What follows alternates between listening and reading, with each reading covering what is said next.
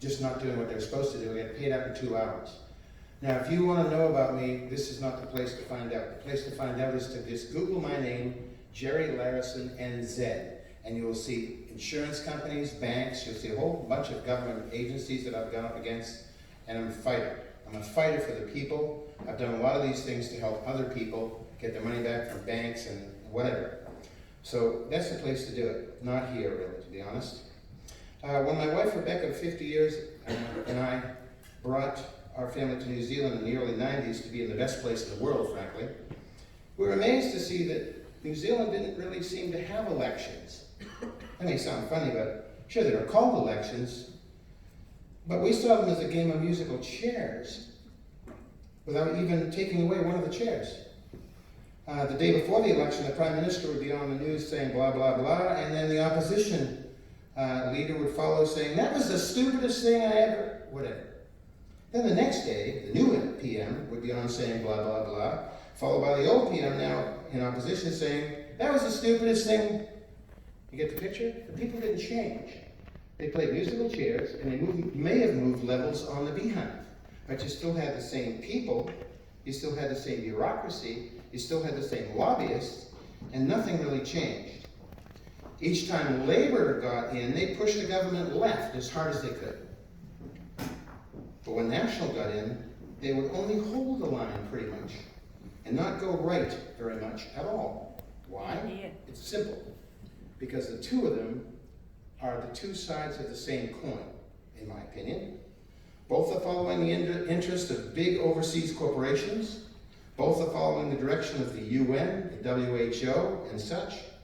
Both are following a one-world globalist mentality. Yeah.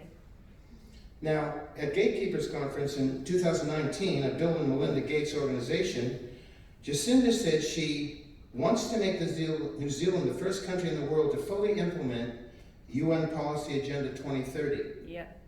Now, some of you obviously know about this. The others who don't should. It is shocking.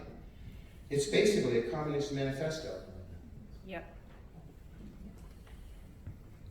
On 24 September 2020, both CNN and BBC announced China's newest richest man as a bottling water tycoon, Zhang Shanshan, with 59 billion to his name. He owns Nongfu, a Chinese company with their first overseas bottling plant in New Zealand. New Zealand. Whakatane, actually. That plant is permitted to siphon 580 million liters of our water a year at a total cost of $2,000. That's 3,000th, TH at the end, 1,000th of a cent per liter. It's nothing. Why was this deal was orchestrated by John Key's national government? Why? What did it do for New Zealand? What did it do to help you in any way? Nothing.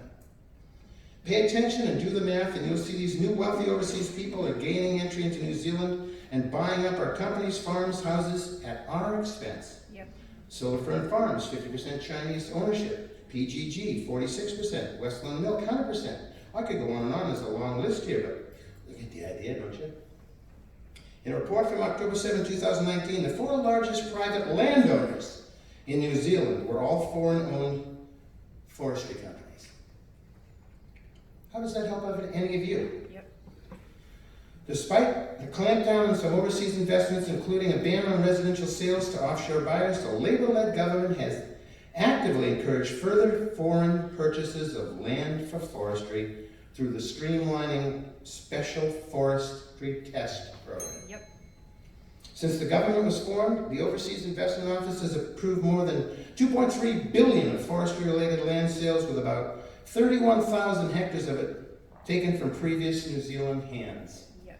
The question we have to ask is whether New Zealanders wish to retain a governance of their own problems, of their own assets, or be run as a puppet government of Labour and National under a foreign entity, basically United Nations and or China.